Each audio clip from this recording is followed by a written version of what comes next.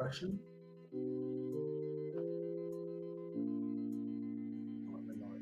Right, quick sound check, and then we'll get straight into it.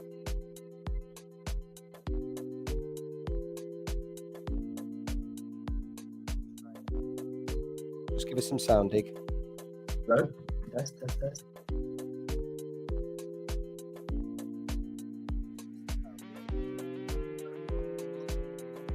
Banging. What's up, everyone? Welcome to another JIT Geek in the Week. And today we've got none other than the MCU specialist, BEAK the Week. What's happening, brother? Good. How are you, mate? You good? I'm fucking spot on, BEAK. Absolutely spot on. Been buzzing about this all day. All day been buzzing about this. If you join us in this chat, always good to have you with us. I know we've already got, that must be, that's either me or that's someone's already joining this in the chat. Great to have you with us. Yeah. Let us know your thoughts on the MCU as a whole, what you're buzzing for. We've got the poll in the chat. I don't think we'll be able to see it, Dig, but that's all right. They've got a poll in the chat. Let us know what you're buzzing about going forward.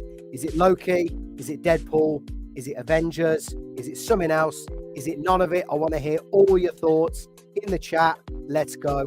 What are we discussing today, BEAK?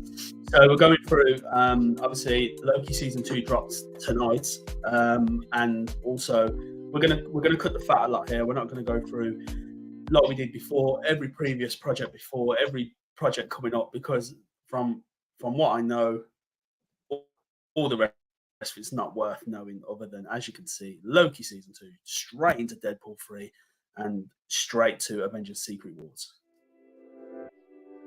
Sounds bossing, man. Nope. Sounds bossing, honestly. Good. Where are we starting then? Loki season 2. I know it's dropping tomorrow. I know there's some massive hype for it, and I know that certain leakers, YouTubers, scoopers, they've all had access to episodes 1, 2, 3, and 4. Is that right? So, like every Marvel project, there's always something where we're like, okay, this has to help. This has to be better than the last. And Marvel's failed so badly up to this point. It absolutely has. But from every industry insider, everyone has raged about the first 4 episodes of Loki. Damn. Completely different tone.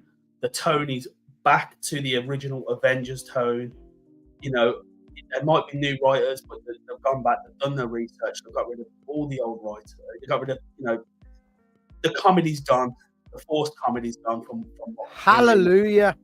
The forced wokeism, and that's not being disrespectful to anyone. They've gone back to the roots, and just going to say this the one time, there's a lot of male scenes where it's not just all female based run. It's full on male power show. It's a full on power show from everything we've seen. So the first 4 episodes have been released to a lot of guys. Unfortunately, I haven't been sent them. I'm a little bit upset about that, but I'm a little bit upset about that as well. If I had, I would have definitely done it.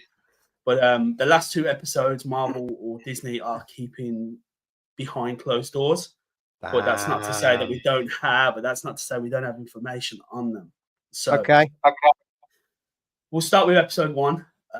So episode 1 from what we're seeing is a lot of the trailer footage that we saw leading up is pretty much all part of episode 1.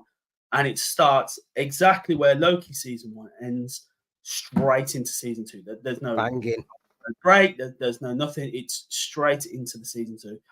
Okay. So how do you want to go about this? Because this isn't spoilers. This is just a walkthrough from what I know. So you're happy for me to go down that road, or absolutely?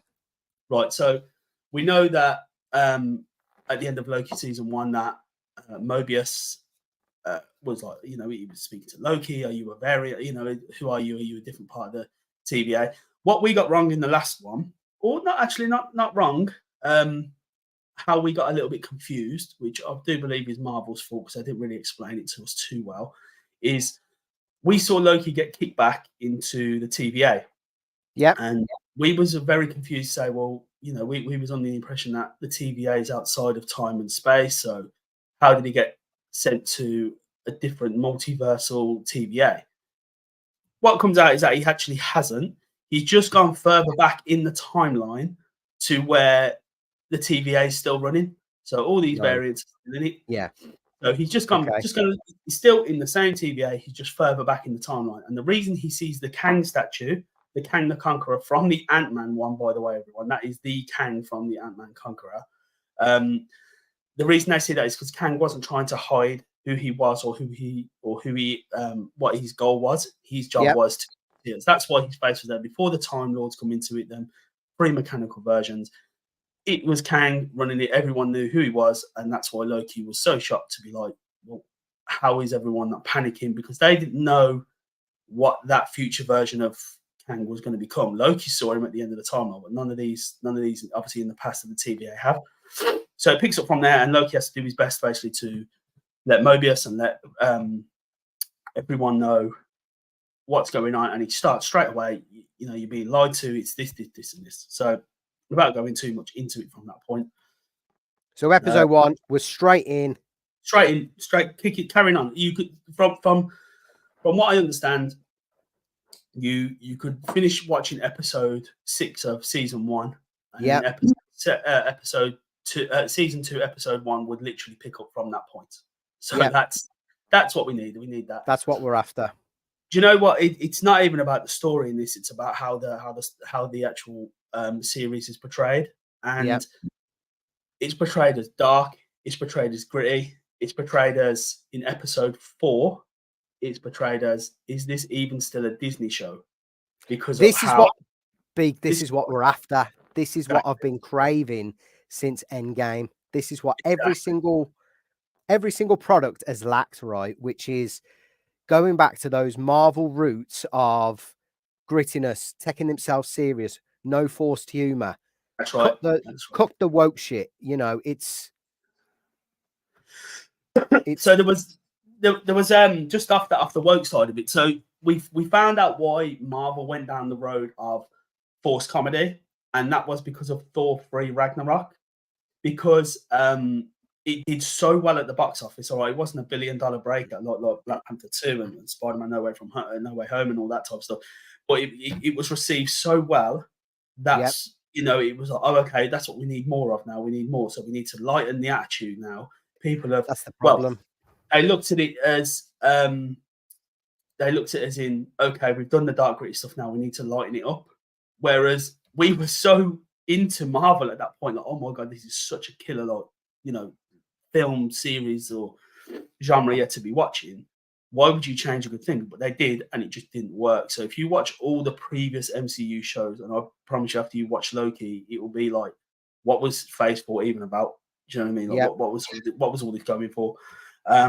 So yeah, from everything we've seen, Jonathan Majors, we know everything that's going on behind the scenes, but in this, his range in this show is beyond terrifying. Apparently, shit. Beyond. We talked last time of you wasn't sure yourself, was you, that Kang was the right villain for the MCU? You never saw anything that was like, and I did. To be fair, I did try and convince you to try and say that, Kang is a killer. Just give it time. They're gonna not every. I know we've discussed this off camera as well, but not every variant of Kang can be this absolute animal. That's the idea why there's, Immortus Kang and Scarlet Centurion. There's levels to their power level. There's levels to their knowledge and to their rankings. So same as everything, they might all be Kang, but they still build their own, council, their own civilization of Kangs to show who's the big bad. Jonathan Majors, apparently, the first episode of where he comes into it. So let's start there then. Episode 1. Episode 2? No. I think it's episode 2 when he fully comes into it. Right. Apologies. Okay. I think it's episode 2. I know it's not episode 3 yet. I think it's episode 2, or it might be the end of episode 1. His acting skills in that one, from what everyone has watched, have said, this isn't Kang. Like, this isn't what is it? It feels like it's like from a different film. It goes on to show why he's acting the way he's acting until he gets to how can I put it without spoiling anything? Till he gets to the point of him needing to be where he needs to be, and that's where it switches and goes, "Oh my god, he's actually a Kang." Do you know what I mean? He's actually a never mind all the real deal. He's the real deal. But has been confirmed on Majors will play multiple variants of Kang in this series. In this show. Wow. In this show, obviously multiple variants of Kang, but he will play multiple variants throughout the show. And apologies, I've lost my way now. Yeah, he will play multiple variants of the show, but there's also, which shocked me, and I'm hoping it's correct, is that there will be variants of Kang that are actually good.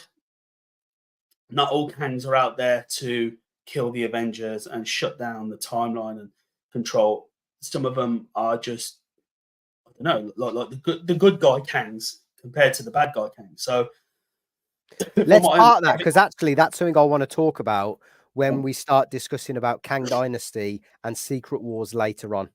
Okay. Yeah. Because I'm buzzing about that, and I got some thinking actually now you've just said that, which is, what does Kang Dynasty look like? Because for me, that seems like a bit of that seemed like it doesn't fit into this MCU puzzle, Kang Dynasty. It's actually scary that we know more about Kang Dynasty than we do about the next 3 films. Do you know what I mean? We know more about that than we do about even Captain America's Brave New World, all that type of stuff.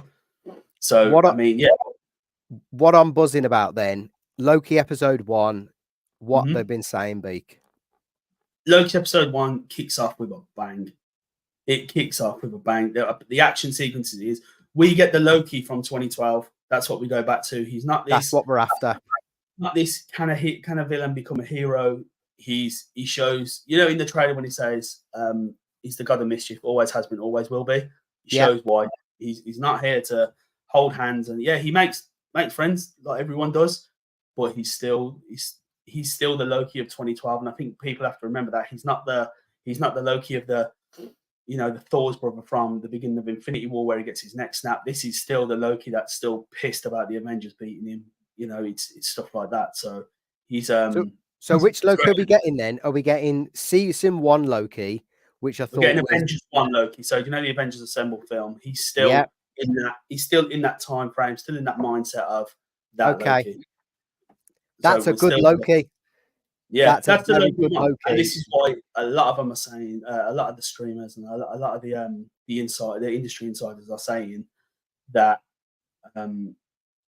this show is the show that everyone's been waiting for. They've got no reason to hype it up, because if there was ever going to be a show that was going to save the MCU, it should have been Secret. It should have been Secret Invasion, but that just flopped. So, and for everyone to be like this.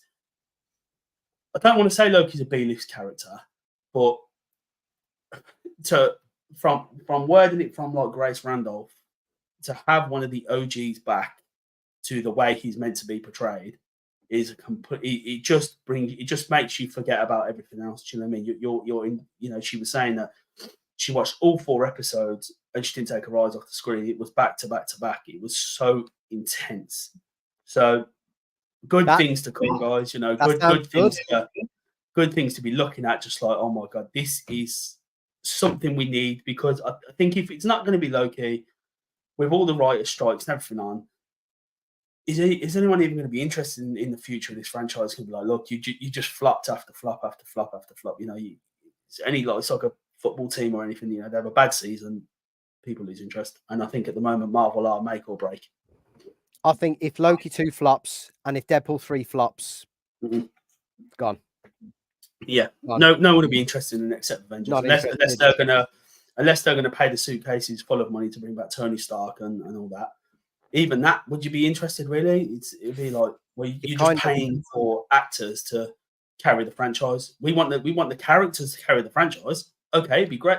You pick fantastic actors to play these characters, but ultimately the characters carry the franchise. We don't say, oh, Robert Downey Jr. is the actual, no, that is wrong. Robert Downey Jr. is the best Iron Man. He's the only Iron Man. But, no, I know what you mean. We want these characters to evolve. And you can choose any character. We want the big ones to evolve. The Batman, you can choose Hulk, you can choose anything. It's all about how it's portrayed. When Ben Affleck first come on as Batman, everyone was like, really? and he carried it well because no one knew. So they chose one in that situation where they could have chose some random guy, and we all be like, "What are you doing? Like, this is terrible."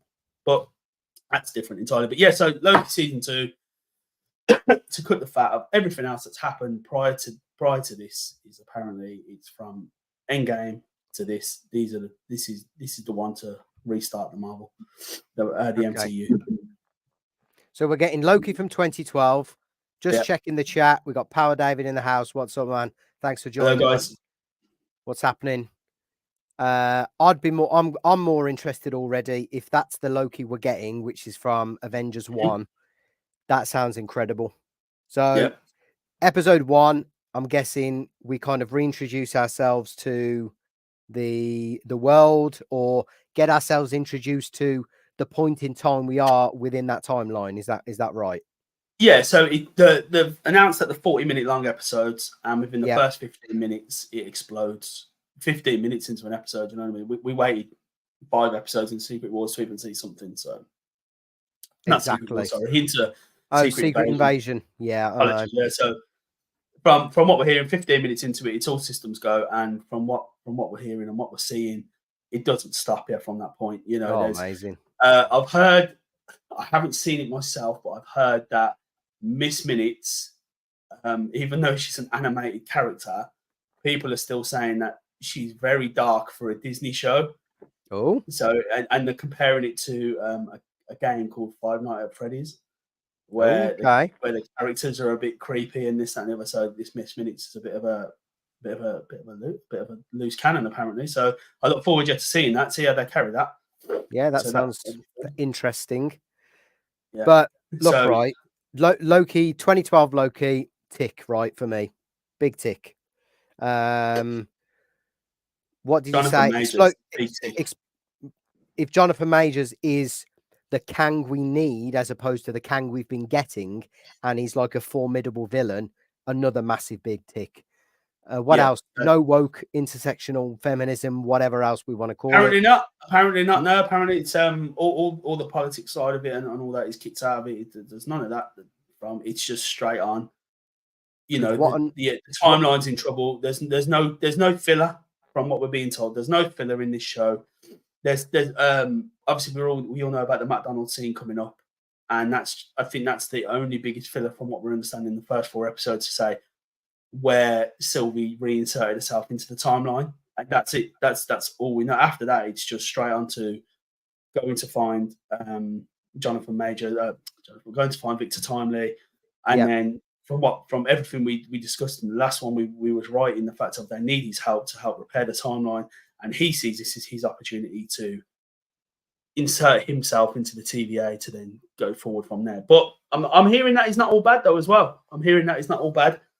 Excuse me, guys, if I keep sniffing. It's been ill here for the last week now. That's all right, BEAK. So from what we're hearing, he's not all bad. He's got characteristic traits that you watch, and the first interaction with him is a bit meh, but it then goes to show why he's acting like that. And when the big reveal as to why he's doing it, you're like, oh my god, this guy is so planned. And his range of acting between the different Kang variants that we're going to get, even though it's the same actor as Jonathan Majors, it's actually, you forget it's the same actor. You look at it as, this is a Kang variant, this is a different Kang variant, this is for an actor to portray that, other than like someone like Tom Hardy who has a range like that, then I'm all for it. I'm all for how this is going. That's the thing, right? Although we've seen slightly different sides of him already, they've all been negatively received. What we need is a lot of sides of Kang, because you're right, there are infinite amount of Kangs, but they've all got their own unique personality, which is also good.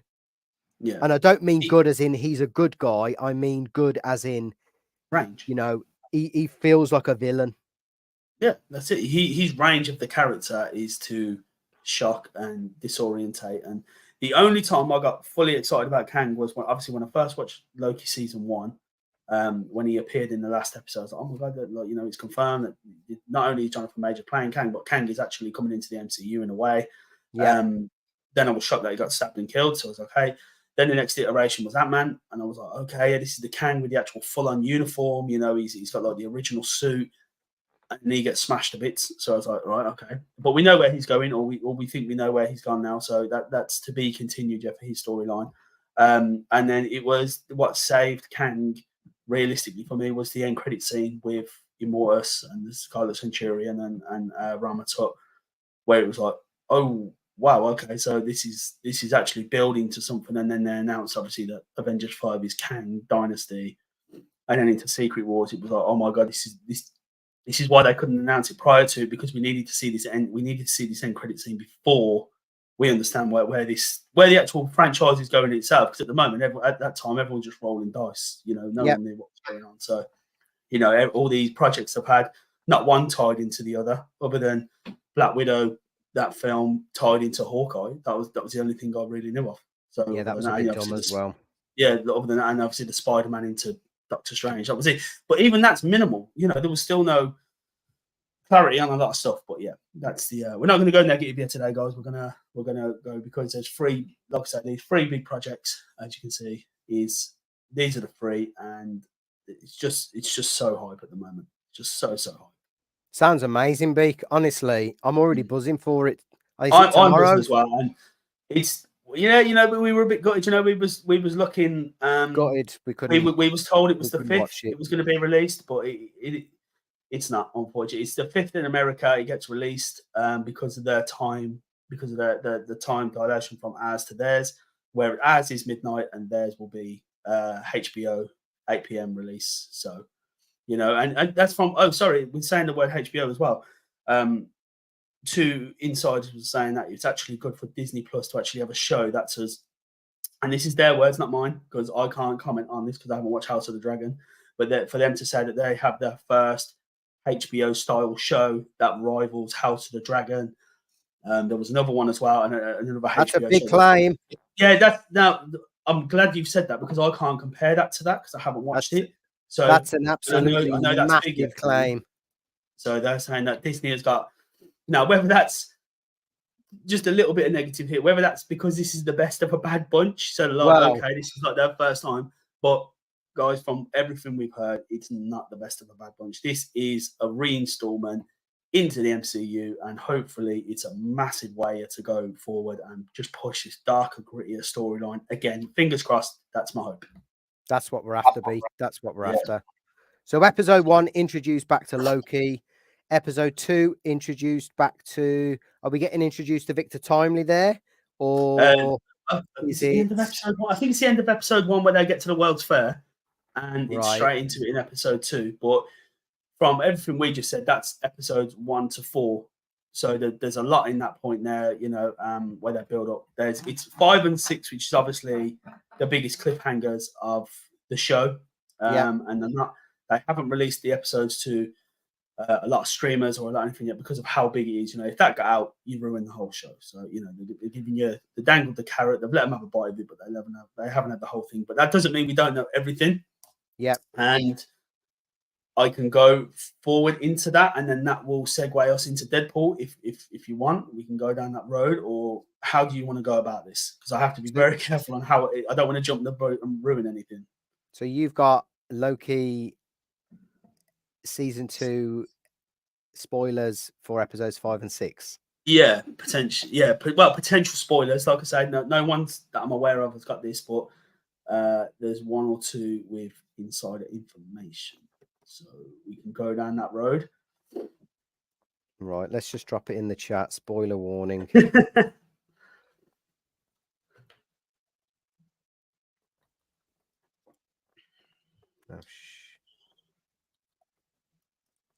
Spoiler warning, yeah, coming up. Potential, guys. Potential spoiler. It's not 100%, but I would like to say the spoiler.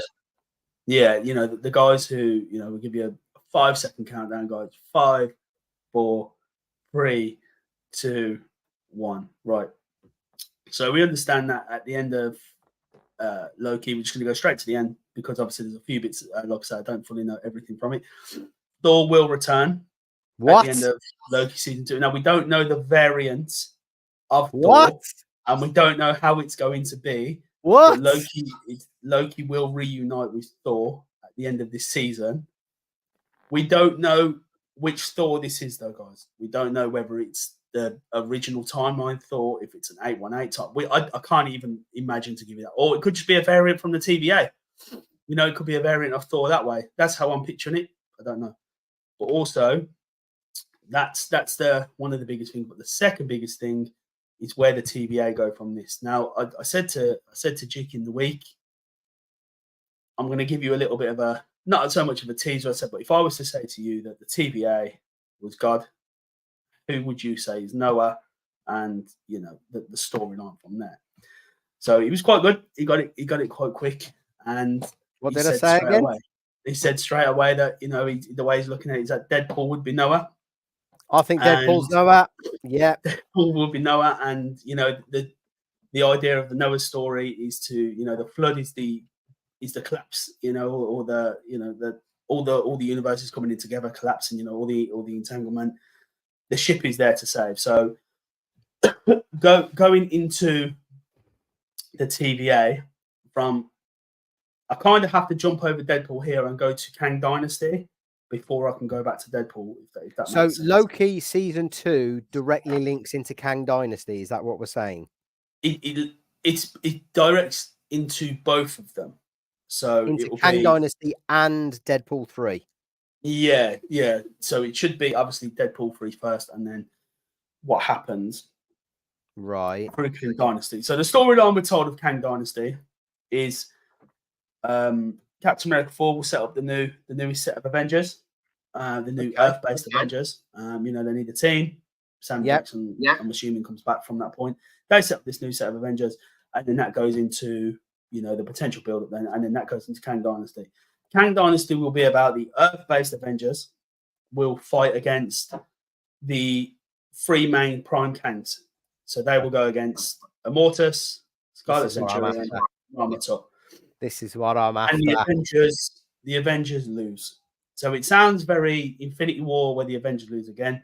But from what I understand, they get the backsides handed to them. They get them absolutely handed to them. And behind the scenes, it comes down to the TVA have been setting up Battleworld. And we know this in Deadpool 3. This is what, you know, I'm going to have to keep jumping backwards and forwards here because there's so much entangled just between these 2 projects. Do you know what I mean? Well, even as in Loki and Kang Dynasty. Yeah, and Loki, Deadpool, and Kang Dynasty. So they all entangled. Yep. And it's trying to not go on a tangent from that point. But it's, as I said, Captain America 4 is a bit of a stepping stone. It will set up the idea of the film is to set up the Avengers for the new Avengers for Kang Dynasty. Otherwise, there's no Avengers title. So that's about as exciting as it gets on that side. So I won't worry too much about that. So we know that in Deadpool, we touched on this in the previous podcast that Deadpool gets chased down by the TVA. You know, the clown in the red suit for messing with the timeline we're using Cable's watch. He's jumping around everywhere. He gets pulled into the TVA, gets put with Logan. His job, he's going around trying to find the perfect Wolverine. This is what it genuinely comes down to. It comes down to he's trying to find the perfect variant of Wolverine. Obviously, that's going to be Hugh Jackman. We know that. This is what is so good, is because we was expecting the X-Men to turn up before Secret Wars. We haven't got the time because of all the strikes and everything from there. So why not bring into 616 an X-Men team that's already established, already developed, bringing in, you know, the Patrick Stewart genre of X-Men. So, you know, we've got a whole X-Men team already set up, all ready to go. And Deadpool's obviously going to mess around with them and bring them through. Is he going to bring them in? He brings a lot and he puts them all on the ark and he takes them through the flood and he brings them all over to the 616 from there. Oh. Or it's either the 616 or he brings them to the version of Battleworld, which a lot of insiders are saying that they believe that the Void Planet at the end of Loki season 1 is going to be the grounds for Battleworld. Whether that's true or not, I don't mind. I think that's okay. You know, it's a place out of space and time if you think about it. So it can't be affected by the timeline, can it? So I think it makes a lot of sense myself. So I'm going to run on that one, but it doesn't matter either way. Even if they set up this other hidden world, it doesn't make a difference. So yeah, building up this team, building it all up, saves a lot of the older Fox, a lot of the old Fox X-Men and Fantastic Four. And hang on then, BEAK. So he goes through various timelines, picks up this Wolverine. Yeah. And then what, in that same universe, he starts picking up other characters.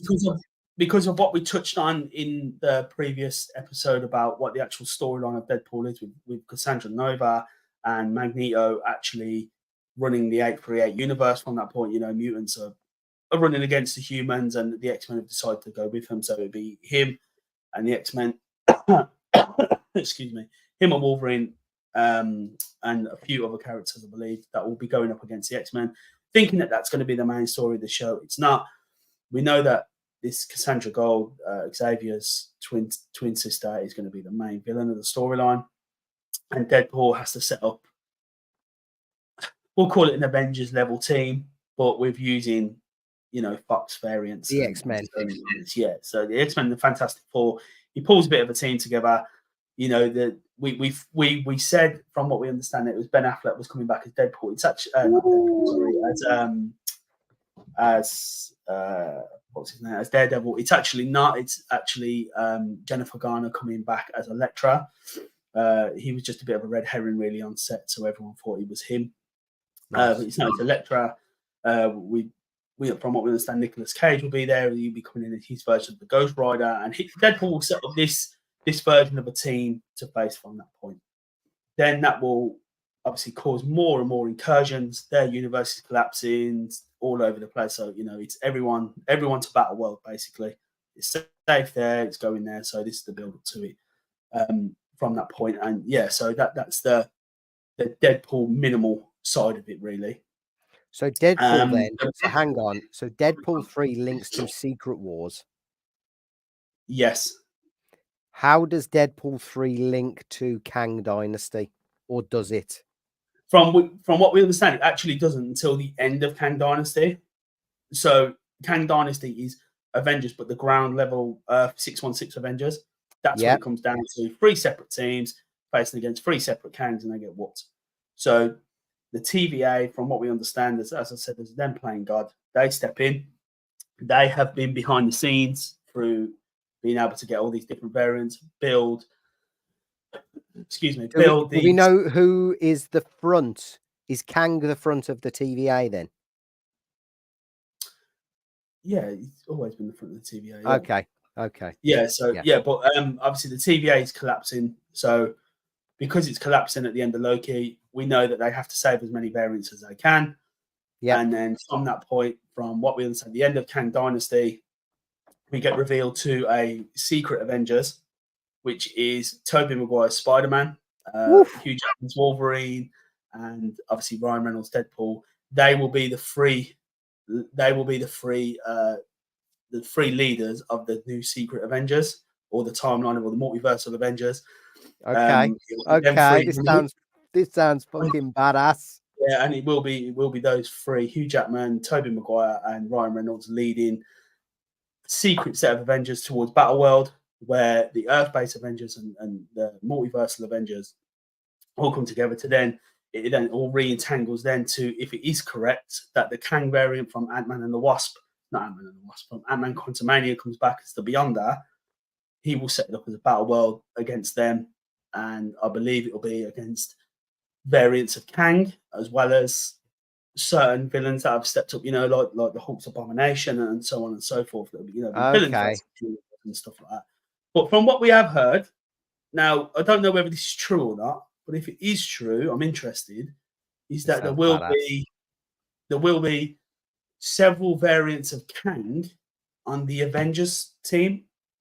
Oh, right, that's interesting. Yeah, now I don't know whether that's 100% true or not, but from what I'm hearing, this is how everything leads into it. This is in Secret Wars, as well. This isn't Kang Dynasty. This is Secret Wars. That there will be good Kangs versus bad Kangs versus variants of good and bad Spider-Man. Yeah, from what we're hearing as well, which will be quite interesting. That'll be, be Ben Reilly, it could be any of them. So, yeah, whether that's true or not, or people just throwing speculations out there, but these names are coming forward a lot from what I'm seeing. So, fingers crossed.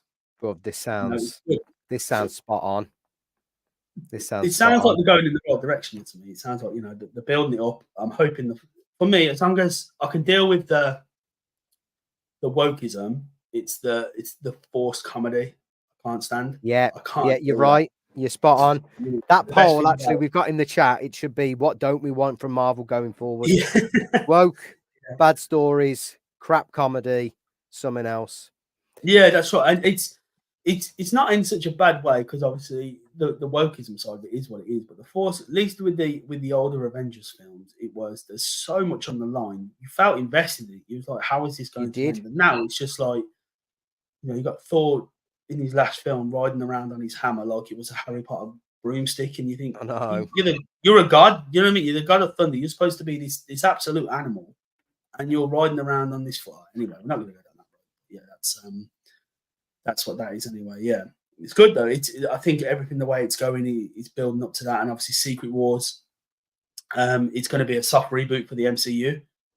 So at this point in time, does that mean that the newer characters that are coming into it will be staying, and the older ones it's Secret Wars for all the old X-Men, for some of the old Fantastic Four, for some of the older Avengers, for some of the older 616 Avengers, and it's going to be their swan song, like Absolutely Logan. It will just be, they never, the Fox universe, the wording that has come around is they never got their Infinity War, they never got their Endgame, so this is their swan song. Do you know what I mean? Which, if that's the way it is, amazing. Do you think they will bring back Tony and Cap? I don't see how you can't bring them back. You know what I mean? If this is going to be a soft reboot, and they've never killed any of them off, but we know Tony's dead. I think you have to. I think you have to bring them back. Do you know what I mean? You're going into. I think you have to. I think you have to. So do I. I think 100. I don't want them to come back. Categorically. Really? Right? No, I don't, because it spoils Endgame. But I think they will. Why would they spoil it? Is it just because of it just ended so perfectly? Endgame was so nicely wrapped in a lovely little bow with the cherry and the sprinkles on top and everything else. Bringing him back would be like, it almost feels like bringing Mike Tyson out of retirement sort of thing. Yeah, it's like, it almost feels like this is the only way to make Marvel successful, is to have Robert Downey Jr. and Chris Evans as Tony and Cap.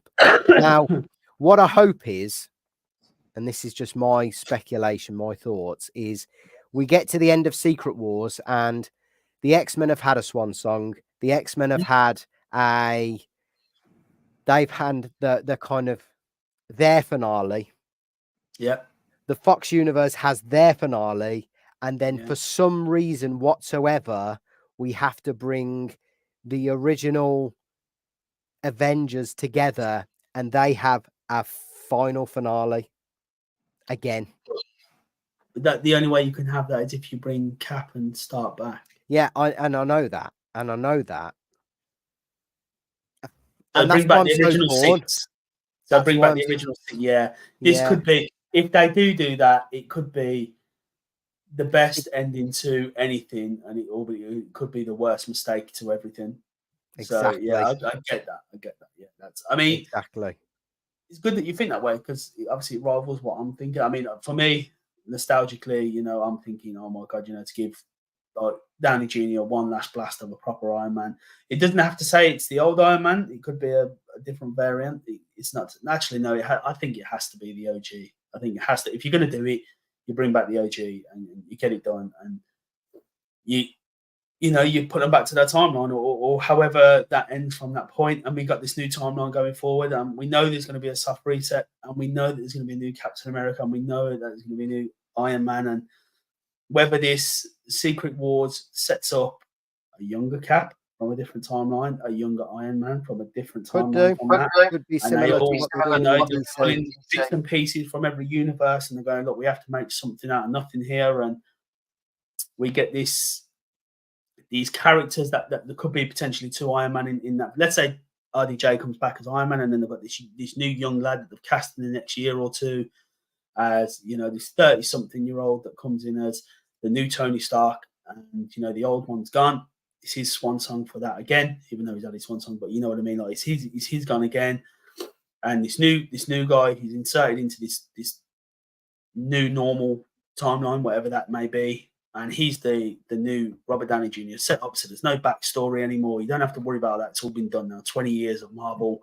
We don't need to know about Peter Parker getting bit by a spider. We don't need to know about how Iron Man was made and Cap. We're past that now. We don't need That's a good point. They could start without the whole backstory, without the whole intro. Although that's what did make Iron Man so good. But I am so torn with bringing Cap and Iron Man back. I know what me and you are going to be like, though. We're just going to be screaming like little girls in that cinema. Yeah, of course we will. Yeah. If they come back, I will go absolutely bonkers. Yeah, I just hope. Here's what I hope, right? Actually, if they do bring them both back, and they have like the ultimate swan song, because Cap with the hammer and Iron Man with the click was, for me, probably the two most perfect pieces of MCU cinematic history that happened, right? Apart from Thanos snapping his finger with all the gems, those two things were like peak MCU for me, right? And peak fanboy. Now, what I hope is that they bring them back and they do them proud and they do them justice, and they almost go out as saving the multiverse. They went out saving the world last time. Yeah. You know, Cap gave his life and Iron Man gave his life, and Cap got to go back with Peggy. But now there's more at stake. The multiverse is at stake. Yeah, so this isn't just your universe. This is everyone and everything that's ever in existence. Exactly. And if they're going to do it, that's what I'm hoping, right? They come back and the stakes are at this next level, and it's not Cap and Iron Man that do everything, but, you know, that would annoy me. That would annoy me. The Fox universe do a bit. Deadpool and the cronies and the X-Men cronies do a bit. Who else have we got? The street level Avengers do a bit. The original six do a bit. The Fantastic Four do a bit. But then Cap and Iron Man are kind of the cherry and the sprinkles on top. Like, without their action, they don't save the multiverse, but it's a contribution from everyone. Yeah, so like 6 Kangs versus like the 6 original teams. Like that'd be cool as well. You got 1 Kang versus the original X-Men, 1 Kang versus the original Fantastic Four, 1 Kang versus the original 6 Avengers from our time. I mean, none of this is confirmed or anything, guys. You know, this is just me and Jik just having a rant, but it's true. You know, it's what we're expecting. And if they do bring them back, at the moment, if you ask me what would make that good, I couldn't honestly put it into words, because we think we know fully where the timeline's going and where it's heading to. So if it's going to be as perfect as what they're saying, maybe you're right in that they don't need to bring Cap back and Iron Man back, because we would have enough characters set up in the fact of it's strong enough. But I just think if you're going to give Hugh Jackman his proper swan song, the original Wolverine, and you're going to give Tobey Maguire his original swan song, how can you not give it to the original Avengers? Yep, the ones that put Marvel on the map, sort of thing. Well, they did, didn't they? X-Men was an early 2000s film that made everyone like, oh my god, this is great. And then 2008 came along, and Iron Man came into the story and blew the rest of them out of the water. But then again, if I said to you, what was the best Spider-Man storyline, you probably would go Maguire, because again, that made well, for us at our age at that time, it was like, oh my god, this is peak. It's perfect. And there'll be a lot of younger ones that watch Tom Holland and go, no, he's the best Spider-Man. And in some aspects, I agree, but that's only because of the budget and the money and the film that makes them films look as good. Whereas the grittiness again that we had with the old the older films, everything just seems like it was on the line then. And I think with Marvel, through Phase 4 and up to this point at the moment, they've lost that. And I think comedy is the way forward. And that's what they lost. And that's why a lot of people lost interest. But hopefully, as from what we're hearing, like I say, with Loki season 2, it's going to change a lot of perceptions. And the storyline being as good as it is, and you know, big industry insiders saying that, you know, watching it even makes you forget it's a Disney show because of the graphic level and you know the content. I need that type of stuff. That's what I want. Absolutely. I need that. You know, Loki is an animal, and that's what we want him to be. And we know he's a star in his own rights, but you know, it's the big bad versus another big bad. You know, Loki's not a good guy. We've got to remember that, guys. It's, you know, it's Loki's a villain versus Kang, who's the villain. So, you know, it's best of a you know, who's the worst villain. I'm all for that type of storyline. I'm all for, you know, it was, as you said, with the Infinity War, there was nothing that was ever done like that. When you left that cinema, or when I left the cinema, I remember being there. When we left that, whoa, they actually did that. Yeah, no one talked. Everyone walked out of there like, what's actually just happened? This is the actual end credits. No one moved from that seat. You know, the credits rolled. Actually did that. And that was it. There was no, the Avengers will return. There was none of that. There was just, oh my God, okay. We all watched it together and we all lost. You know, it was Thanos did what he had to do to win. Yep. I can't think of a film that I've ever watched where I sat there and thought, wow, what an impact. What an impact that was. You know, it was that film did it all for me. And then to see it in Endgame, to finish it, as you just said, in the way it didn't take anything away from Infinity War. It was just, Infinity War, in my eyes, was a bit better than Endgame because of it was, as a film as a whole, it was a better film. For me, it was, we've had this build up to this villain for 10 years that, to be honest, no one really knew anything about unless she was a comic buff and stuff like that. You know, you've got this villain that every film up to that point was setting up. We knew that there was an Infinity War, and we knew what all them stones were leading towards from that point. You know, it was like, okay, so, you know, you've done the time. And then for them to bring this villain into the actual physical embodiment of Thanos, and we're like, right, okay, let's see what he's about. And this guy didn't pull his punches. You know, he come in and he took names. He took names. You know, he did what he had to do. There was no emotion in it. It was, listen, you know, he killed his daughter. He did everything he had to do. There was no messing around. For me, and that's the difference between how they've started Kang off. Now, just going back to Loki season 2, I hope by the end of this we get a proper Kang that kicks ass, that takes names, doesn't take any prisoners, is actually comes across as a real threat. Because right now, Kang has lost like what 2, 3, 4 times, and he's like 0 for 3 or 0 for 4 across movies. So I'm hoping Loki season 2 finishes with Kang. This is my prediction then. Loki season 2 finishes with maybe Kang winning and going into Kang Dynasty that way, maybe. Do you know what I've got? I've got no expectation for the end of Loki season 2. And that's not in a bad way that I don't care. And that's not because I know something that no one else does. And you know, trust me, I'm so far down the pecking order of knowledge in that thing. For me, I don't have any expectations of it because I know what's coming up outside of it. If I didn't know Deadpool 3 and all this stuff and everything was coming up, to me, it would have been, okay, let's see what this iteration does and let's see what go from there. I can't personally see how Loki season 2 ends other than from what we've heard so far. You know, he will be a big part of Deadpool 3. He will be part of the Secret Avengers. You know, that'll be actually pretty good as well. So Jack, just to go back from that point, it's you know, we said about the Swan Song side of it. Yeah, is that original Thor in Secret Wars? Obviously, he thinks that Loki's dead, doesn't he? From like the neck snap and everything, and he knows Loki's down.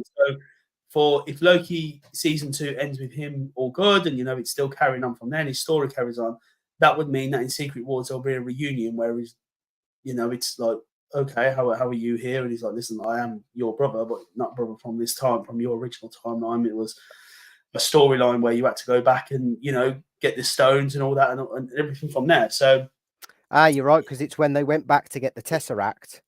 Yeah. To get the Mind Stone, and that's the Loki we see in Loki season 1 and 2. Yeah, that's right. Yeah. So who Loki knows? season 2, then let's just recap, right? Yeah, go on. Loki season 2, they get the gang back together. They face the TVA. They potentially face Kang. Variants of Kang, yeah, a few of them. Face variants of Kang, whether that's including Victor Timely or not. Yep. Does Kang lead on to Deadpool season 3, or does Loki season 2 lead straight into Kang Dynasty, or does Loki season 2 lead into something else? Right, Loki season 2 leads into not only Deadpool 3, but also leads into the back end of Avengers Kang Dynasty, but then also into Secret Wars. So it's a very, very big storyline. Going to be huge. You know, an original storyline that is actually, just it's involved, it's entangled itself into so much, and that's all because of the TVA. Like I said, coming towards the end of Loki season 2, there's I don't fully know like the full ending of it. I don't know. Yeah, and that's being honest. I really don't. I can only surmise what I think it will be, and I genuinely think it will be. This is me, and you can check every source you've got out there. I don't think there's anything out there. They're just people's theories, but this is my theory. I think one of the three power Kangs, the Ramatut, Scarlet Centurion, or Immortus, the one that we saw at the end of Quantumania. I think one of those three take control. I think one of them three take control, and this is why it has to be such a big threat, because otherwise we've got nothing realistically then leading up towards, okay, when will Kang show up again? And I think it'll be one of them big bad three, that this is what has to lead up to a Kang, to an Avengers level film, to say, this is where we're at. These Kangs are very, very powerful. I'm saying just one of them. It could be all three. I'm really, really hoping it's all three. But there'll be some stake on the line where these guys come in and they just take control. Do you know what I mean? And it's down to the rogues of the TVA, which is going to be Mobius, it's going to be Loki, it's going to be potentially Ravonna, where they have to escape out of that pocket. And then that's what forces them to start bringing in Deadpool 3. That's what forces them to go. They've gone to the Void Planet. Maybe Immortus Nat doesn't fully know about the back end of that, because He Who Remains in the first season beat all them Kangs. He beat them all, didn't he? He was the last of it, and he controlled the original timeline then from that point. So I'm assuming that. I've lost you, mate. You got on mute. Yeah, I was on mute. Say again. So the Kang we are facing in Loki season 2, apart from Victor Timely, is the same Kang that was in season 1. I'm not sure. There's quite no connotation when I say there's a few variants of Kang in this. There's a few. It'd be cool to see one of them big three. I think it will be all of them three. I think it will be. I think the whole filming at the last part of Quantumania, and I think Jonathan Major shot a lot of Kang stuff, and I just genuinely think it'll be Immortus, or it'll be Ramatut, or it'll be Scarlet Centurion, or I'm hoping all three of them do something towards them last 2 episodes. All stakes on the line. Yeah. The TVA, the road part of the TVA, or however that breaks off, will fail. They'll lose, because Kang can't lose again. If he loses again, I'm out. I'm done. Out. Tap me out. I'll call it a day on the leaks and everything, or my side of it, because it's just like, okay, then so the next step, and we're being told that the Avengers in Kang Dynasty are going to lose. Okay, that's great knowing that, because these are just Earth-based against Time Lords, or however you want to word it. That's great that they're going to lose and put them in the place, but you need to start showing it now. We're 3 years into it now. I want to see these Kangs, or these variants of Kang, or this dynasty of Kangs. I want to see why they're a dynasty. I want to see why they've why they've got this pocket area of all these Kangs that come together where they come in and go, I'll show you why we are what we are. Do you think However, we've seen too much of Kang? No, I don't think we've seen enough already. Good stuff. And I think we've had some missed opportunities, and I'm hoping it all leads together where we're all like, oh, that's why they had to do that with this Kang, and that's why they had to do it with this Kang. But sometimes we don't have the patience for that, But you don't mind waiting to like 1 or 2 films, but not 3 years down the line. Because remember, we didn't get to see Thanos really until Infinity War. Well, we saw him in Guardians, didn't we? Like on a chair, and everyone's like, "Oh my god, okay, he actually exists." So we had little snippets. Yeah, we knew, everything led to him. Every film led to him. At the moment, all the TV shows and all the films, other than Quantumania, what else has Kang been in other than Loki season 1? Nothing. There's no big bad villain. There's all random villains setting each other up. Who cares? True. We touched on this in the last one, and that for me, that's one of the flaws of phases 4 and 5 at the moment is in the lack of interconnectivity, the lack of big bad. Yeah. And even though we've got Kang, he isn't no big bad at the moment. So hopefully all these storylines that don't connect to each other. Okay, that's great that you're trying to think of the future of Marvel, and I get that, but realistically, it's like, well, we need some sort of entanglement here. We need to start seeing something, something like as big as Spider-Man and Doctor Strange. The way that they mess with the timeline and everything, that should have been it then. From that point, 2 big films, for me, they were very good. They were decent films. I know Doctor Strange 2 could have been better. But for me, they were back to kind of being peak Marvel films. They brought back the nostalgic feel. They brought back everything. By now, everything else should be affected by those 2 films. It should just be everything's on the line. The Avengers should know this. Nick Fury's Secret Invasion should have just been completely like, we ain't got time here for this. It's we've got something big bad coming here. The timeline. Exactly. I don't know how it should have led in because there's been that many storylines now. Sometimes I get confused myself. I'm sitting there going, well, hang on. That storyline is actually nothing to do with that one because that one's breaking off this way, and then this one's breaking off here, and then where you got a new Daredevil series coming in. Well, where does that fit into? What, just because it's going to set up a darker storyline for Earth-based films? I'm like, well, let's deal with the threat that we've got at the moment. We never had that with the previous, and I know stuff has to change, but realistically, show the level. Yeah, they need to bring it back to that level. Just control it a little bit. Just control it now, and hopefully. With Loki tomorrow, I'm hoping we're right in everything we're saying, and it just starts pulling everything back together now. That's all I want to say. I just want it all to pull back in. We know the stakes, we know what's coming up, and in 6 weeks' time, we'll know exactly where we are and where we're leading into from that point. It's 1 episode every week, so we've got 6 weeks and we know everything then. So, Loki season 2 then ends us in going into somewhat Deadpool 3, somewhat the back end of Kang Dynasty, which then obviously leads into Secret Wars. Yeah. And you reckon that is because of the emergence of the big bad 3 Kangs? I think if it's not, then what else is it? It's not. Yeah, what else is it? I don't see, because we know that the TVA, the TVA are the timelines failing in this season. We know it is. We know for a fact. So I'm assuming unless Victor Timely does something to save it, I don't know. But from that point, I think this is it now. This is your bottleneck. It's either it all goes down this way now or nothing at all. It's going to be that. So I think that's how it does go. Like I say, with Deadpool is going to be, I would say, Avengers 4.5. Deadpool is definitely, we'll go into Deadpool now. Loki is set.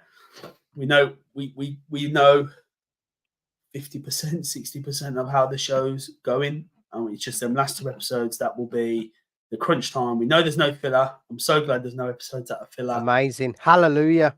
Hallelujah, yeah. That's all we need. We need some episodes now that grit your teeth and make you get into it. So that's what we want. That's the attack now for me. I'm ready for Marvel. We'll give it this attack. If nothing at all, then So Deadpool 3. Let's get into it. Let's go. Yep. Let's go, bro. So we know. Let's kick it off. Like we just said, we know the whole backstory in the previous episode. I'm not going to whine on for another 20 minutes about that. We know who the villains are. We know how the 2 storylines set up in it. and we know that at the end of this, we know that Deadpool 3 is actually set before She-Hulk, because that's the little Easter egg we had in She-Hulk about, man with claws fights in a bar, this, that, and the other. I'm not going into She-Hulk. I'm not saying we go into that. I'm just saying we know that's what happened. So Deadpool brings, the Fox universe to the MCU, or the 616. That's what they do. They bring it over. We're going to go into that. We know that we've got all these top level Avengers or heroes about to build this monstrous, amazing Avengers. Touch wood. That's all. All the old boys get back together. Get the band all the boys, all the boys back. Get them all together get for the a boys film together. that needs to be in. Let's get them all together. Close up some of their, some of the timelines that we should have had with them. Let's do it properly. Let's give them that. So Deadpool's going to be good. It's these two Avengers films that I'm looking forward to now, and I really wasn't until I heard about these Loki, these first 4 episodes. And I'll be honest with you, I wasn't interested. I was just like, right, okay, yeah, you've announced another 3 films. You've got another 6 films in between that, probably more with Fantastic Four. You've got Blade. You've got this. You've got that. Where do they fit into this storyline? Where do they fit in? Where do they fit in, BEAK? Because if Loki is going straight into Kang Dynasty and Deadpool, when's Deadpool? Deadpool's in a couple of months, isn't it? That's like it was, but phase 5. In terms of chronologically, that's going to be before things like Fantastic Four and stuff like that. Yeah, of course, yeah, absolutely. They've already filmed quite a lot of Deadpool already, but now that the strikes now are over, they can get back to work. I think it's next week. I think all the actors are allowed to start work as of next week, and the writers were allowed to start at the beginning of this week, just gone, from what I understand. So Ryan Reynolds is a writer and director in Deadpool, so he wasn't even allowed to realistically edit the script or throw in any, and this and the other. Now he can legally touch the script again. Yeah, filming starts as of next week, from what I understand. But unfortunately, because of these writers' strikes, Deadpool, which was supposed to be pulled forward to May of next year, is now going to be the beginning of 2025, which I'm absolutely gutted about. I am so gutted about that, because I thought, we got 6 months of probably a few little bits here and there. We got a few little Marvel TV shows, and the Marvels film, and then it's straight back into the SummerSlam. Considering then that these 2 projects, Loki season 2 directly links into Kang Dynasty, directly links into Deadpool 3 apparently, and Deadpool 3. Okay, so Deadpool in that film. So those link into one another, and we know Deadpool 3 links into Secret Wars. Yeah. Does it link into Kang Dynasty as well? Or from what you've heard, does it link into Kang Dynasty? It's supposed to. I believe the way they're explaining it is going to be like a big end credit scene. The way they're explaining it is that we know that the Earth-based heroes or the Earth-based Avengers have, they've lost. They're down and out. The chips are down, and then through some sort of time, I've got it. Go on. I've got it. They're losing Kang Dynasty. Jig's on one now, right? The Earth's mightiest Avengers, they lose in Kang Dynasty. Right. And it takes Deadpool and it takes the X-Men and the Fox universe to travel the multiverse to collect every other one from every other timeline, bring them to wherever, somewhere, Battleworld, the Void, wherever, and that includes probably Tony Stark, and it includes Captain America. And they kick ass. Like it. Is that your pitch? That's my prediction, right? Earth's mightiest heroes, maybe in combination, because with what you're saying is Deadpool links into Secret Wars and doesn't link into, or links into the end of Kang Dynasty, which is theoretically the start of Secret Wars. Yes, correct. Yeah, that's right. Because these are going to be back-to-back Avengers films. Yeah, within a year apart of each other. With nothing in between, though. You'll probably have like we did with Infinity War at the end of, we had a few bits in between that, didn't we? What did we have in between? We had Captain Marvel. That was it. maybe so. Maybe we'll have like stuff like Blade and stuff like that. But I can't. Maybe The only reason, tell you what, I'm going to just pause you there because the only reason I think you're right in that aspect that there might be nothing in between it is because the end of Kang Dynasty, the reason they lose, the Avengers lose, is because the Kangs are destroying the 616 universe. That's it. So this is why I didn't want to say, but this is why everyone gets pulled to Battle World. That's why the Avengers lose. We lose the 616. We lose the 616. 616 is gone. This is what it's supposed to be now. You know, you've got this ball here with all these lines and that with all the timelines coming off it, and the 616 goes boom. That's from what we understand. It's going to be the main three Kangs just destroy the Avengers, and the Avengers fail to save the timeline, and the TVA and Deadpool. You know, you'll lose some Avengers. You're going to lose some of them, but the Deadpool and the TVA will save who they can from each universe to put this ultimate team together for Secret Wars. They go in then to finish Kang entirely, which I think is going to lead back to He Who Remains. It'll be him then, like with the original timeline. Like maybe at the end of Avengers Secret Wars, you'll see him sitting back on the throne. On that chair. Like, you know, the new timeline set up, it's back there. And he goes back then, or this last variant of Kang, which is why I say that there's going to be some good variants of Kang. I think one of them they will take the reins, and in the shadows, you'll never see him again. You'll never hear of him again, but he'll be there then to maintain this new timeline, whatever that will be. I like that. Let's revisit in 5 years and we'll know, because now is it 2027, 2027, 2028 it's been pushed back to now. It's been pushed back.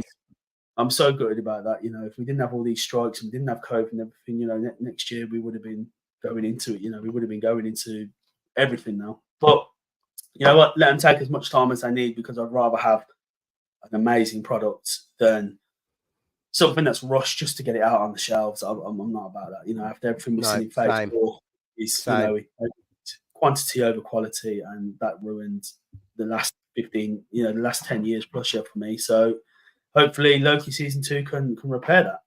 You know, that's good. That's what we're looking for. So yeah, I can see how this sits together though now. And if I'm honest, without this podcast, I couldn't think of how all this fits together. But now you've said that, Loki season 2 fits in nicely into Kang Dynasty somehow.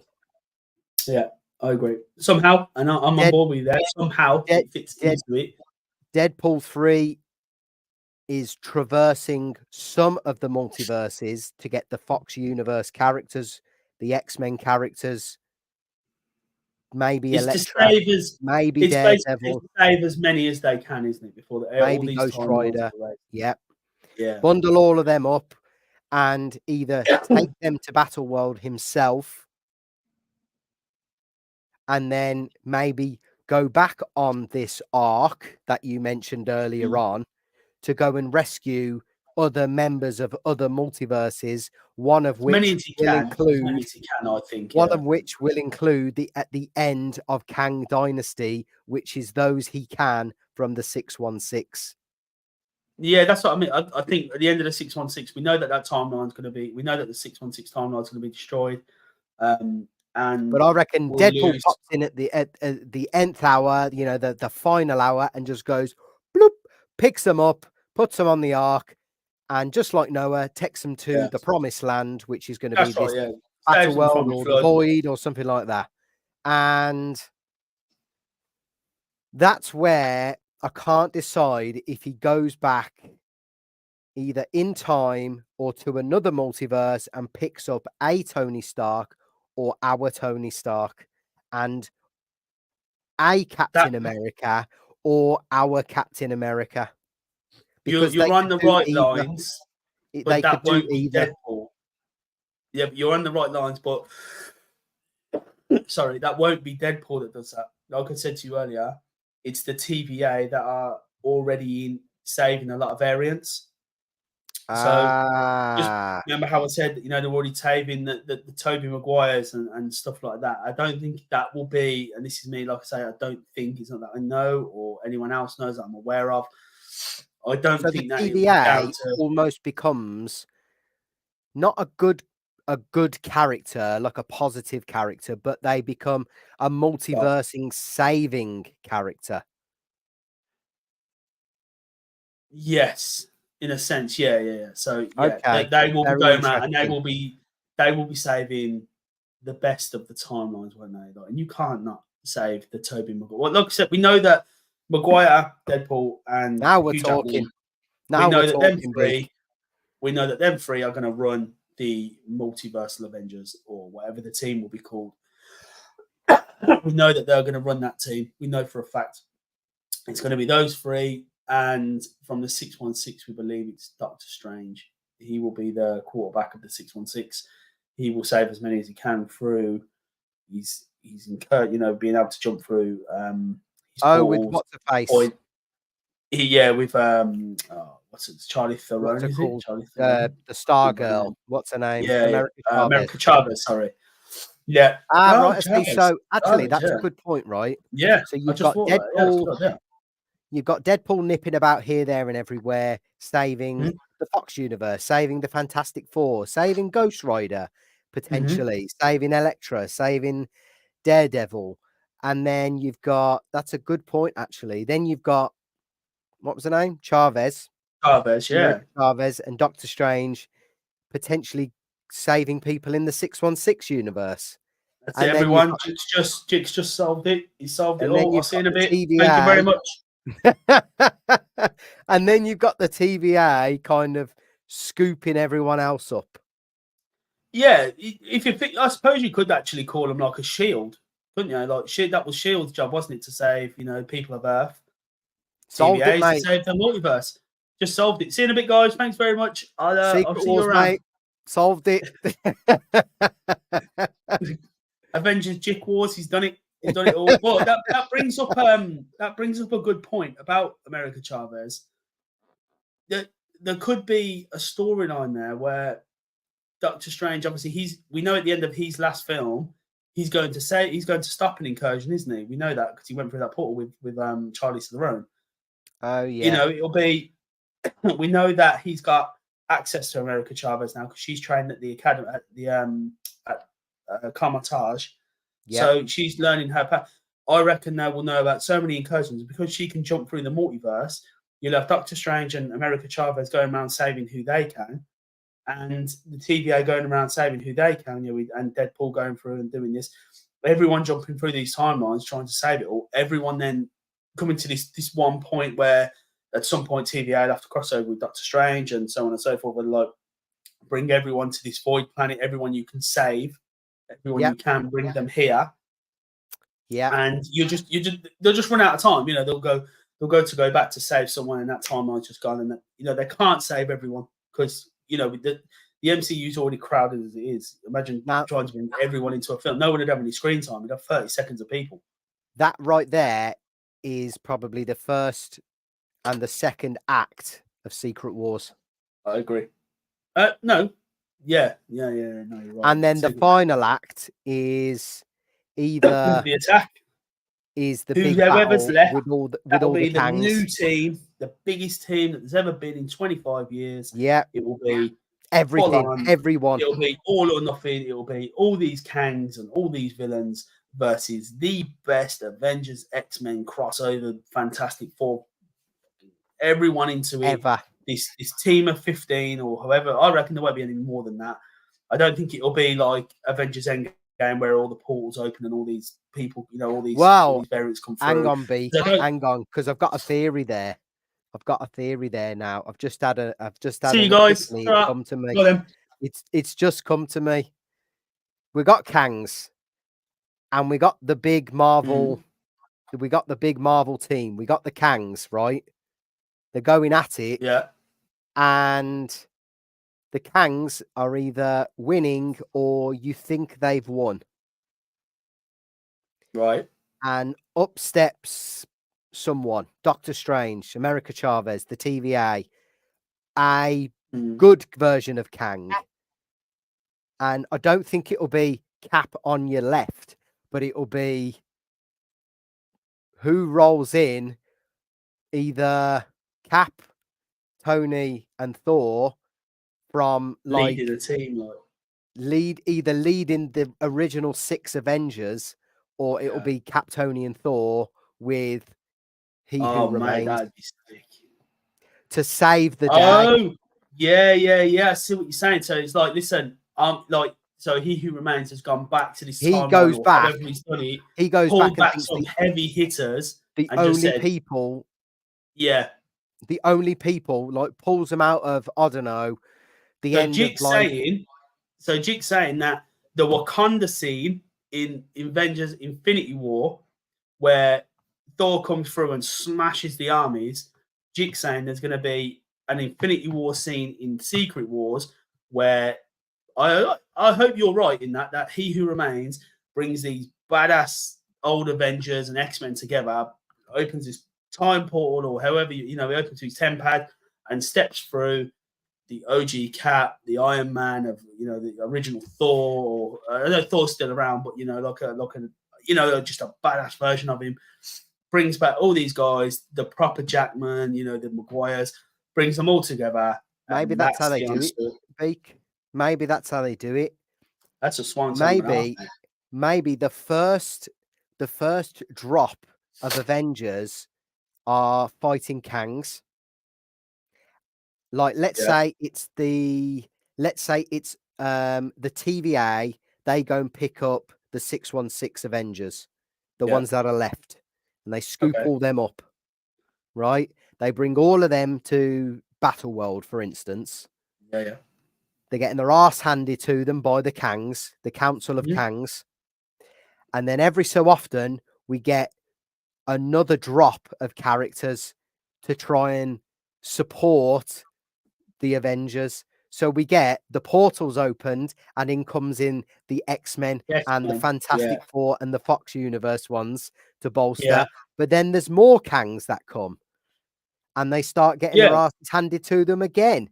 And then the next raft of characters is Tobey Maguire and Wolverine. And so you'll have 3 separate teams. So you'll have 3 separate teams set up just from that aspect of, we know that the 616 Avengers in the Kang Dynasty split up into 3 separate teams. So that sounds like there's going to be a lot of Avengers in this film, which is good. That's the idea of the film, is Avengers. 3 separate teams go after the 3 main Kangs, and we know that all of them teams basically lose in some form or another. Now, that makes me believe that one set of the Avengers will use the quantum realm to travel through, and they'll go, well, we have to go through this way to stop this timeline. Okay, the second team will go through this timeline to stop this Kang, and so on and so forth. To stop these Kangs from destroying these timelines. Every single one of them lose, and in that aspect, TVA, Doctor Strange, and Chavez, they will show up at the end of each of them timelines and say what Avengers are left on there, and pull up Deadpool, sorry, that was the other one, and pull whoever they can into the Void Planet before them timelines are out. Yeah. Then again, I've just thought, why don't they just go back in time, bring Thanos, and then just go, just kill all the Kangs. Wow. Big old thing, right? Level.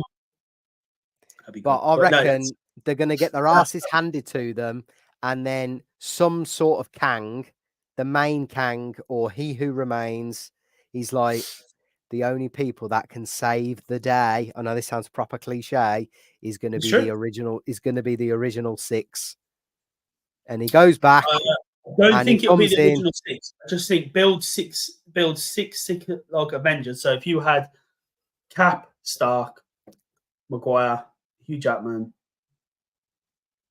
I don't know, Charles Xavier, and something, a good 6 or 8. Oh, like the top hitters. 6 Avengers. Yeah, like the heavy hitters of built of. Oh, sorry. So you'd have the original Reed Richards, from the Fantastic Four. You'd have Hugh Jackman and say Charles Xavier from the X-Men. You have Tony Stark and Captain America from the 616. You've got, I don't know. I'm just throwing out there, like you say, like a couple of Kangs thrown in there for good. Don't forget, we saw how many Kangs were at the end of Ant-Man, right? We saw how many there are. All of them are different rank Kangs. That's why they're all wearing different color suits. They're not all up there with the top level Kangs. That's why some of them wear orange, some of them wear green, because they're all going up in the ranks still. A lot of them, I bet, how you just said then about it'll be like an endgame level thing where it'll be one side versus the other. But instead of having Thanos and all his army, it will be the 3 main Kangs at the front and then all the other variants at the back. You're going to see a lot of them get absolutely writ off. Of course, a lot of Kangs are going to lose because not every Kang is an absolute killer. Because otherwise, it's you said in one of your podcasts, if everything was S tier, then there's no S tier at all. So not all these Kangs can be absolute animals. There's going to be a lot that are fresh and so on and so forth. So, they're going to fight the good cause and they're going to lose. But then same with a lot of our Avengers and a lot of our heroes from this side of it. It'll be a lot of them are new. You'll have some randoms, like a lot of the ones from like the Sanctum, and they're going to get wiped out as well.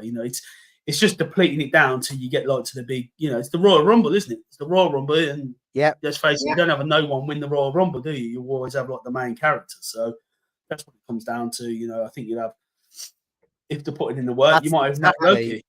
That's exactly what it's going to be, a Royal Rumble and man number 30 at the end, or men number 30 is going to be either some cast of like elite level Avengers or the original 6.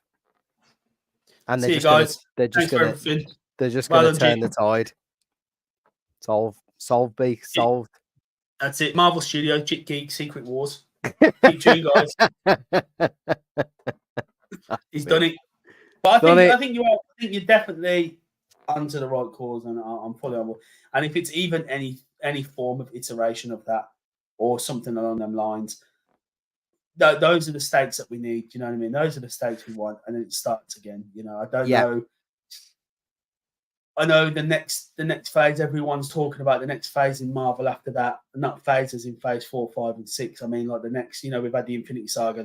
So the next saga was supposed to be something like the Mutant Saga, which is I'm fine with that, but I can't be waiting another 10 films and yet to be getting into something else. And 4 or 5 years down the line, I'll be nearly 50 here by then. I'll be thinking, oh my god, these guys still can't be going surely. But it's good.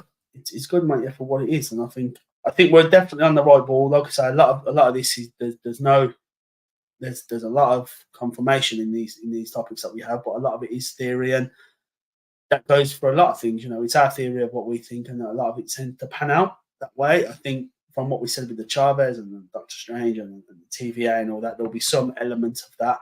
It's not to say we know, and it's definitely going to happen that way. I think that's how it has to go, in a sense. It's how it has to go, because otherwise, we need to see a lot of high stakes. I do want to see a lot of the newer Avengers and some of the Avengers die, or just be deleted, or however you want to put it down. See them pruned. That's how it should. You see them pruned like we see in Loki when he prunes the variants and stuff. I want to see Kang prune a load of these new Avengers and a load of these Earth-based heroes that realistically wouldn't even have a chance against these types of power levels. So you want to see that where it's like, oh, okay, we thought our best heroes were good enough, and really they were nothing on the spectrum. So it's going to take these crazy power level mutants and these crazy power level, Stark technologies and stuff like that have to come in to even have a stand a chance. Otherwise, if you've got these random Earth based, Yelena, what's her name? Yelena from what's her name? Sister? Oh, Scarlet Witch's sister. Yeah. Black Widow's sister. Yeah. You got someone like that coming in and taking down one of the biggest people of Kang. It's even the Kang in Ant-Man said, he's fought that many worlds over that many timelines and he's destroyed that many Avengers, and he got writ off here by Ant-Man. So if he got writ off by Ant-Man, how strong, not physically, but powerfully wise, how powerful are these the Scarlet Centurion and Rama Tut and how strong are these? Exactly. I mean, he was one of the original 6 Kang members, and he got beat by Ant-Man, unfortunately. But we know that he's going to come back in some iteration of the Beyonder, and I don't know how the Beyonder fits into all of this, because he's the one in the comics that sets up the Secret Wars for the heroes to fight the villains. So really, he's got a big thing against the Council of Kangs anyway. So if he was to come into it, surely he'd just wipe out the Kangs himself. So time will tell on that one. That's just another storyline that doesn't really bother me at the moment, because that will just play out how it plays out. I'm more interested on how can we potentially get to this point where it's good versus evil. You know, it's going to be how do we get to that point? You know, and I think Loki, going back full circle, Loki season 2, from what we're hearing and what we're seeing, does that. We're finally going back in the right direction. And if the last 2 episodes, like I said, I've got no I don't know how you worded it. I've got no expectations for the end of Loki because I don't know how it can end other than the 3 main Kang. This is just me. Like that's my expectation is I'm expecting some power level Kangs. It can't be anyone else. It can't be Galactus. It can't be this, that, and the other. Keep all them characters now to the side. They're not interested at the moment. I want to see one of the big bad Kangs come back and the TVA, the rogues of the TVA, get pushed out. And this, they've got to escape. I want to see the Darth Vader of the Kang variants turn up and they all panic and this is what it is. And I want to see him come in and show why this variant of Kang is the next big bad in the MCU. Yep. If we don't see that, then we've got nearly 2 years to wait till we see it in Deadpool or whatever little project comes up. I'm not really going to be sitting there watching Echo. I'm not going to be sitting there going, oh yeah, well, hopefully a Kang variant will turn up in this. I'm not interested in that. I want to start seeing some storyline get put together now. You've had enough time. You've had enough storylines over the last 8 TV shows and the last 5 films. 5, 6 films now. Yeah, 2 phases, 5 films, countless TV shows. And Quantumania was the only one that's actually tied anything together. He winded me up. You know what I mean? It's ridiculous. Time will tell. Time will tell. I mean, Loki season 2 sounds like it's off to a good start. Sounds like it's a complete rehash and completely different to what we've experienced in phases 4 and 5. Yeah. And even what we experienced in Loki season 1. That ties in with, from what you're saying, the back end of Dynasty, Kang Dynasty, and straight into Secret Wars. Deadpool 3. Deadpool 3 is going to be... Sorry, Loki season 2 links directly into Kang Dynasty, which then links into Secret Wars. Deadpool 3, you're saying, then links directly into the back end of Dynasty, which sets up Secret Wars. Secret Wars, yeah, that's correct, yeah. And I think there'll be obviously other films, like they have said that Doctor Strange 3 has been given the green light, and I think he will be, or that film will be as important as Deadpool 3 to pull Avengers to the Void Planet. Obviously he'll be doing a lot of work in the background now, surely, like with all these incursions, trying to find and save as many people across the multiverse or species on the multiverse, I'm assuming. So he'll be quite big from that. But just on a random one as well, I've seen this thing earlier that Loki season 2 is the only Marvel project that's ever existed that they haven't had to do any reshoots because it was all filmed 100%, and it's from what I understand, it's perfect. So bring on the next 3.5 hours so I can watch episode 1 properly. Hey, listen, if you're up for doing an episode review tomorrow, jump on. You let me know what's at the same time, guys. If you want, we'll I know a lot of you would have watched it and then, but I'm more than happy to do a review on it. If you want to jump on and we'll do a live reaction. I think we owe it to the chat, and we owe it to ourselves as well, just to see where we fit into our knowledge into it and where we think we're right, and where episode 1 might be a little bit. Well, I know it's not slow. I know these insiders, a lot of them have said it's not slow. It's 15 minutes and it's straight off. So let's do it. Let's do same time tomorrow. Let's do a review on what we saw. Sounds good. Yeah, I'm down for that, guys. Let's get that booked in for tomorrow, Beak. Fine, it sounds good to me. Listen, but yeah, we're an hour and a half deep. It's been an amazing one.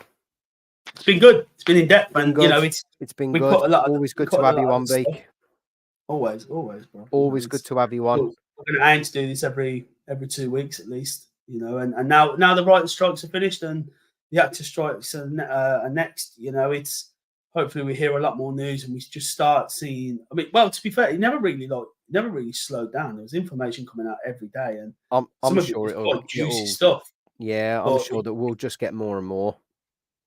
I hope you're right, and I hope it's if we've been getting the same, if we've been getting some decent, basically 99% confirmed information coming out over the past 5 months through these strikes, I can only imagine what we're going to get over the next 5 months when there's no strikes or nothing going on. I'm looking forward to. Unfortunately, I know it's a while away, but I'm hoping San Diego Comic-Con next year is the biggest and best it's ever been. I'm actually considering getting tickets and going at this point, just to be honest with you. We get some leaks because I just think that the panel there next year, if it's not going to be the biggest it's ever been next year, it never will be.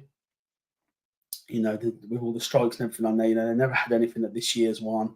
D3 was D23 was quiet as well. There was nothing really Marvel-based talk on there. I'm hoping everything with Jonathan Majors gets resolved and touch wood, nothing bad has happened, and he comes out of it in the clear.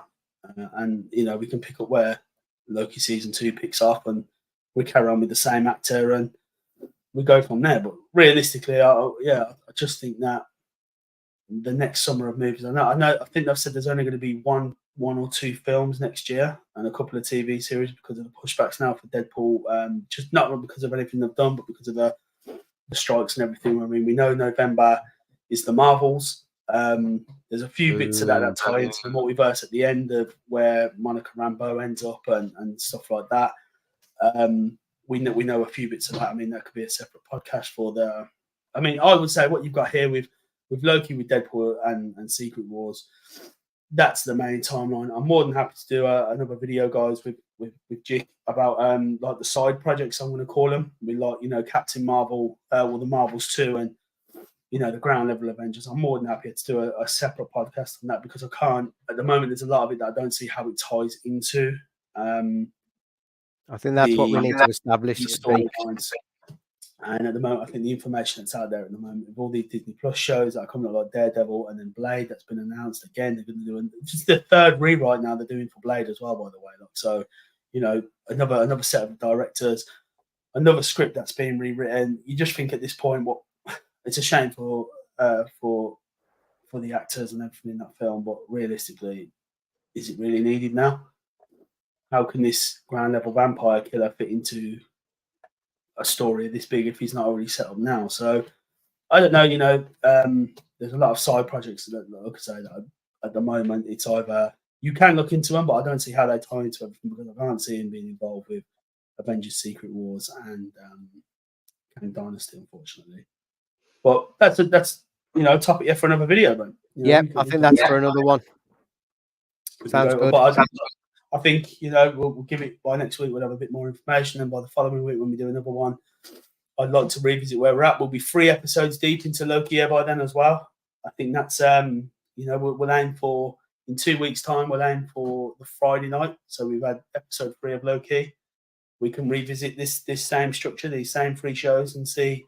You never know. This could change by then. Of course it could. We could be like, well, maybe Deadpool actually isn't as entangled as we thought, even though we know it is. But it's not as entangled as we thought. Maybe the Loki in a couple of episodes actually tie into a point where we actually look at some of these low level films and TV shows coming up where we're like, oh, so this actually can tie into it, or we start seeing leaks or timelines and so on and so forth. So I look forward to the next couple of weeks, to be honest with you, and certainly towards the end of the year. We got the Marvels releasing in a month's time. The end part of that film is supposed to be the best part of the film, and that's genuinely like the after credit scene. That's a bit of a shame, but we'll see what comes of it. I could be wrong, could be right. If it's what they're saying about the multiverse and galactic presence and stuff like that, who knows? But it'd have to be something pretty special for me to go, do you know what, that was actually decent. So yeah, same. Looking forward to Loki. I hope you enjoyed it, guys, in the chat, and if there's anything that you wanted to ask and there's anything I can help answer, or Geek Secret Wars, he's got the script, guys. He knows, really. He's just he's playing with you guys. I'm waiting for Marvel to give me a ring so I can give him a price. Yeah, he's put the price. He's playing for confirmation, and he's going to release it to us all. I'm telling you, I got Secret Wars nailed down. And if you want to know the ideas, wait till this goes live in like 5 minutes, and then just rewind it. It was probably about 20 minutes ago. We've basically written what Secret Wars is going to be. Yeah, what he's done, he's actually spoke too much, and he's actually ruined his contract with Marvel. Now, listen, Beak, honestly, always good to have you on, man. Good, man. Always good to have you on. I look forward to, guys in the chat. I hope it was informational. Give us some feedback. Let us know of anything you'd like to hear more about or anything you'd like to hear less about. And anything you look forward to knowing in the next 2 weeks. I'm more than happy to give you as much information as I can and as much as I can. So yeah, I look forward to it. And bro, thanks for having me on, mate. As always, it's always as good, always, Beak. As always, amazing to have you on. If you join us in the chat as well, amazing to have you with us as always. Drop a like, smash the subscribe button. Tune in tomorrow, Beak, for our Loki review. Tomorrow, 7 o'clock, 7:30. We'll do 7 o'clock again, 7:30. That was a good time. Loki episode. Comment, subscribe, guys, and Jickle put a reminder on that on the channel. Go onto his social medias, guys. He's working hard. He's doing really well. We need to support him as much as we can. Thanks, and Beak. we get that from you guys. So no, of course, man. It's good. It's good. The platform. Thanks, Beak. Listen, for those in the chat, great to have you with us. Join us tomorrow for the Loki Season 2, Episode 1 review. We've got me and Beak on the poddy. We'll be doing our live reaction to the episode. Join us again. Thanks for having you with us. Take care. See you guys.